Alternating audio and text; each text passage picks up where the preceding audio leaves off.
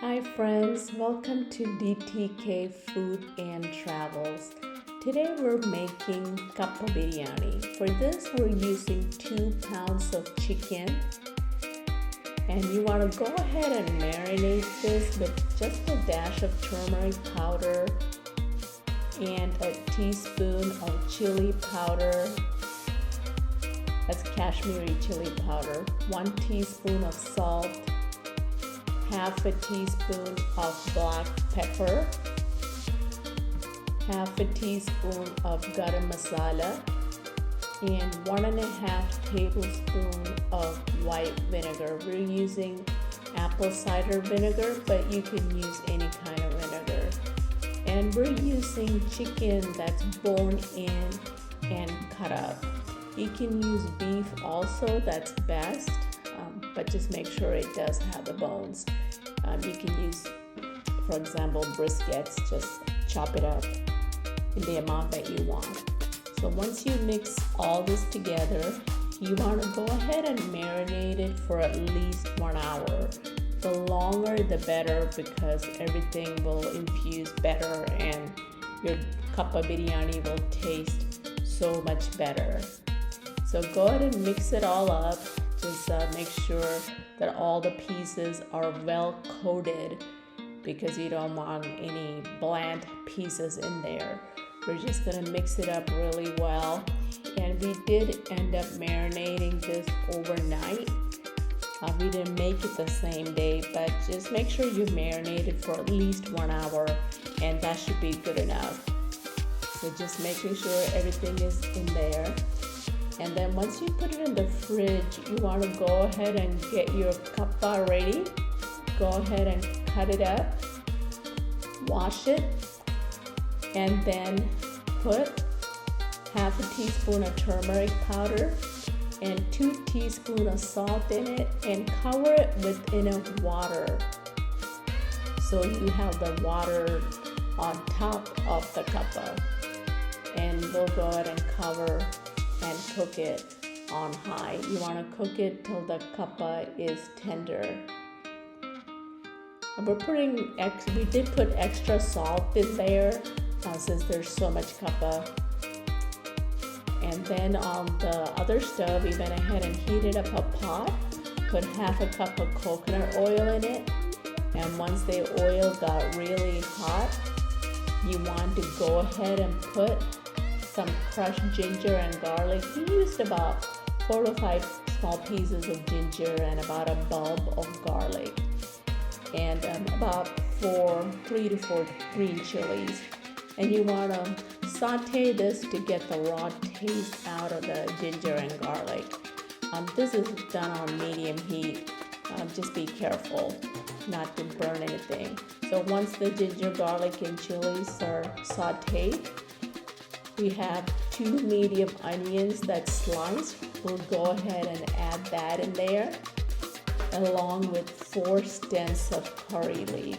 And you can add salt to taste and for it to saute faster. If you just add a little bit of salt to anything that you're sauteing that has onions in it, it'll wilt faster. So we're just gonna keep sauteing it until the onions are wilted. So once the onions are wilted, we'll start adding the spices. So there goes the curry leaves, and then we'll put a little bit of salt just to make it saute faster, like I was saying earlier. And we did this outside because cooking this inside the house can make the house get pretty smoky. So there goes the salt. From this point on, the onions cooked up really fast. Just want to make sure that it was wilted. And we're using pink Himalayan salt, but you can use any kind of salt, it doesn't matter. There it is, it's fully wilted. So we're ready to start adding the spices now. The first spice we're gonna put in is coriander powder. We're using 3 teaspoons. After you put in the coriander powder, you want to go ahead and put in 1 teaspoon of Kashmiri chili powder. You can use any kind of chili powder. We're using Kashmiri chili. I think I have said it in several of the videos prior to this one. I just think it's just milder than some of the other chili powders. And after the Kashmiri chili, you want to go ahead and put half a teaspoon of crushed black pepper, and then 3/4 teaspoon of garam masala, and just a pinch of turmeric powder. And you want to saute all this to get the raw taste out. We didn't put salt in it because the chicken marinade had salt in it, and also the water the kappa was cooked in also had salt. So once you mix the kappa and the chicken together, you can taste it at that time and just add salt as needed. So it's cooked. The rawness is gone, so we're gonna go ahead and add the chicken to it now. You want to go ahead and mix this really well and cook on medium. And you want to go ahead and cover this when you're cooking it, and just stir it intermittently to make sure the chicken's not getting stuck to the bottom of the pot. So we're gonna go ahead and get this mixed up really well. And we will add a little bit of water to this to help it cook, so it'll come to a good boil and make sure all the chicken is thoroughly cooked. There it is, that's the mixed chicken. We're just gonna add a little bit of hot water. We boil some water in our electric kettle and just add it to it. And then we're just gonna give it one more good mix, cover it, and cook it on medium until the chicken is completely cooked. You can check the salt once the chicken is cooked to see if it's enough, and then you can adjust it after you add this to the kappa.